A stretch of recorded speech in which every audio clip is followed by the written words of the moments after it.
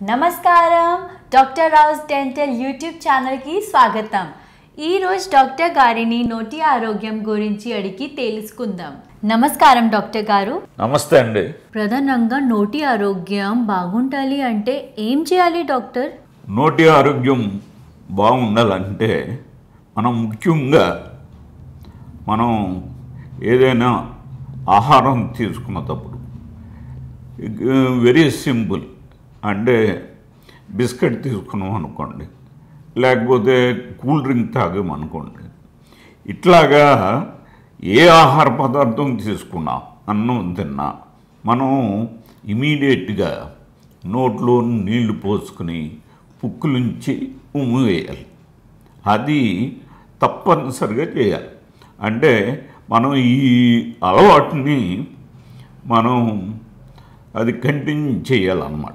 అట్లా చేసినట్లయితే ఆటోమేటిక్గా అంటే మనకి కొంత భాగం అంటే మనం తిన్న ఆహారపు ఈ తునకలు అంటే పార్టికల్స్ ఏవైతే ఉంటాయో ఆ పార్టికల్స్ పళ్ళ మధ్య సందుల్లో ఇరుక్కుపోయి ఉంటాయి. ఎప్పుడైతే మనం నోట్లో నీళ్లు పోసుకుని పుక్కులుంచి ఉమ్ము వేస్తామో అప్పుడు ఆటోమేటిక్గా చాలా మట్టుకి ఆహార పదార్థాలు బయటకు వచ్చేస్తాయి.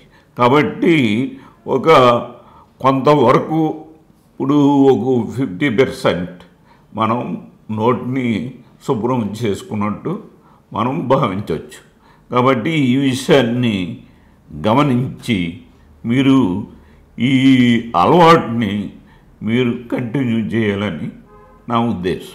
చూసారు కదా, ఈ వీడియో మీకు నచ్చినట్లయితే లైక్, షేర్, సబ్స్క్రైబ్ చేయండి. Thank you. బాయ్.